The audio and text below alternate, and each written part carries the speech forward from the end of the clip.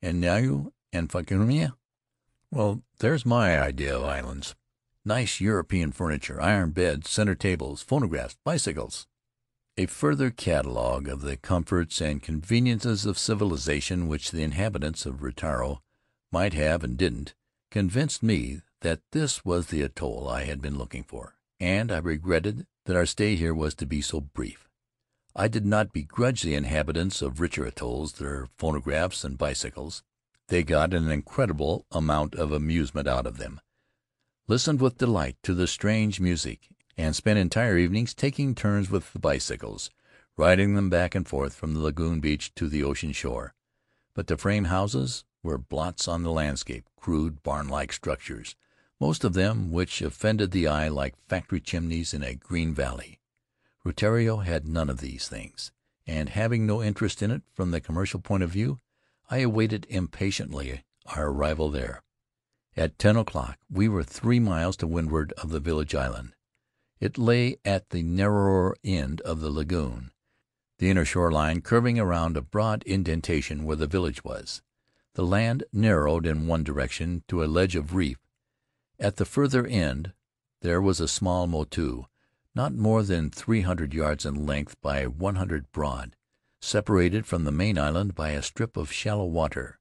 Seen from aloft, the two islands resembled roughly in outline an old-fashioned, high-pooped vessel with a small boat in tow.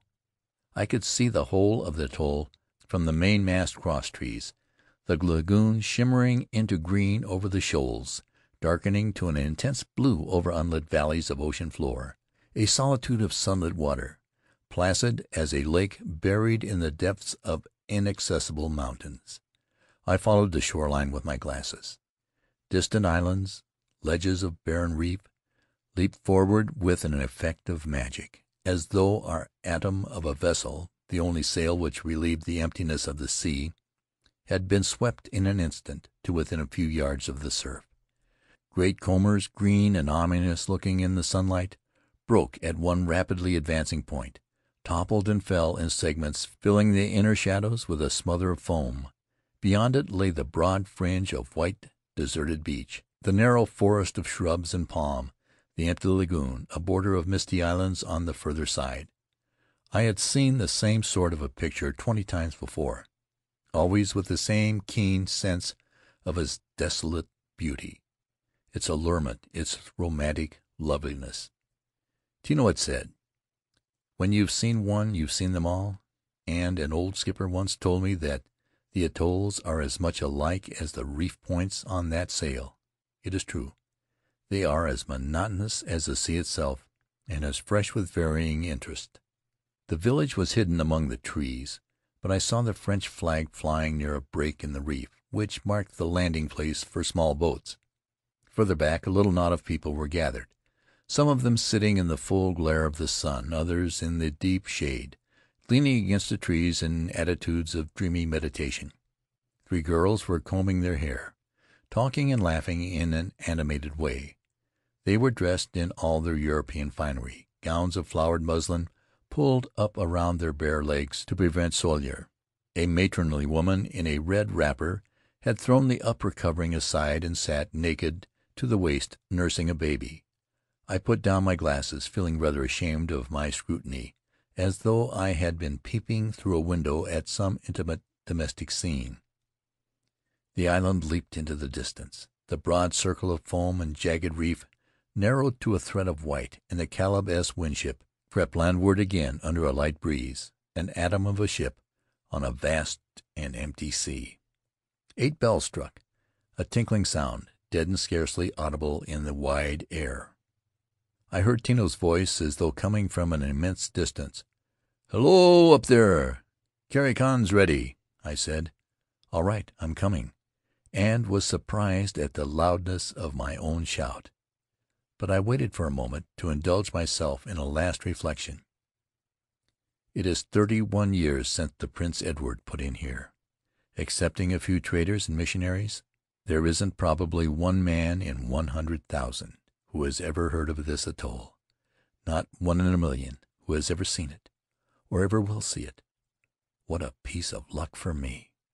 Then I saw Oro at the galley door with a huge platter of boiled beef and sweet potatoes. The sight of it reminded me that I was very hungry. As I climbed down to the deck, I was conscious of the fact that a healthy appetite and a good digestion were a piece of luck, too, and that as long as one could hold it, the lure of islands would remain, and one's love of living burn with a clear flame. Jack the monkey seemed to divine my thought, to agree with it. As Oro, the food-bearer, passed him, he reached down from his perch in the rigging, seized the largest sweet potato on the platter, and clambered out of reach. Assured of his safety, he fell to greedily looking out wistfully toward the island. The pass was at the further end of the lagoon, and in order to save time in getting the work ashore under way, the supercargo and I, with 3 of the sailors, put off in the whaleboat to land on the ocean side of the village.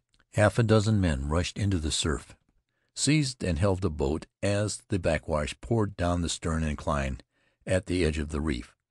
Among them was the chief, a man of huge frame, 6 foot 2 or 3 in height. Like the others who assisted at the landing, he was clad only in a pareu, but he lost none of his dignity through his nakedness. He was 55 years old, as I afterward learned, and as he stood bidding us welcome, I thought of the strange appearance certain of the chief men in America or France or England would make under similar circumstances.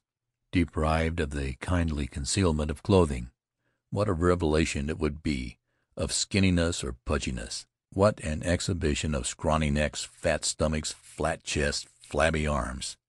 To be strictly accurate, I had seen some fat stomachs among elderly Palmyrans, but they were exceptions, and always remarkable for that reason, and those who carried them had sturdy legs.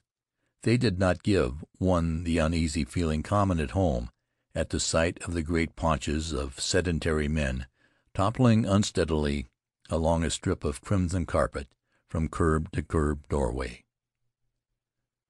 Wherever one goes in Polynesia, one is reminded, by contrast, of the cost physically to men of our own race of our sheltered way of living. There on every hand are men well past middle life, with compact, symmetrical bodies and the natural grace of healthy children. One sees them carrying immense burdens without exertion, swimming in the open sea for an hour or 2 at a time while spearing fish, loafing ashore with no greater apparent effort for yet longer periods. Sometimes, when they have it, they eat enormous quantities of food at one sitting, and at others, under necessity, as sparingly as so many dyspeptics. It would be impossible to formulate from their example any rules for rational living in more civilized communities. The daily quest for food under primitive conditions keeps them alert and sound of body, so that, whether they work or loaf, feast or fast, they seem always to acquire health by it. There had been no boats at Rutiaro in 5 months, and the crowd on the beach was unfeigningly glad to see us. The arrival of a schooner at that remote island was an event of great importance. The sight of new faces lighted their own with pleasure, which warmed the heart toward them at once. We had brought ashore a consignment of goods for Moy Ling, the Chinese storekeeper, and when the handshaking was over, they gathered around it as eagerly as a group of American children at a Christmas tree. Even the village constable seemed unconscious of any need for a show of dignity or authority. The only badge of his office was a cigarette-card picture of President Poincaré, fastened with a safety pin to his old felt hat. He neglected his duties as a keeper of order, and was one of the most excited of Moy Ling's helpers with the cargo. He kept patting him affectionately on the back, saying, "Matoi, matoi," which in that situation may be as freely translated as, "You know me, Moy Ling." And the old Chinaman smiled, the pleasant, non-committal smile of his countrymen the world over. Tino's was the only sour face on the beach. He moved through the crowd, giving orders, grumbling and growling, half to himself and half to me. "I told you they were a lazy lot," he said. "They've seen us making in for 3 hours, and what have they been doing? Loafing on the beach, waiting for us instead of getting their copra together. Moy Ling is the only one in the village who is ready to do business. 5 tons, all sacked for weighing. He's worth a dozen Kanakas. Well, I'll set 'em to work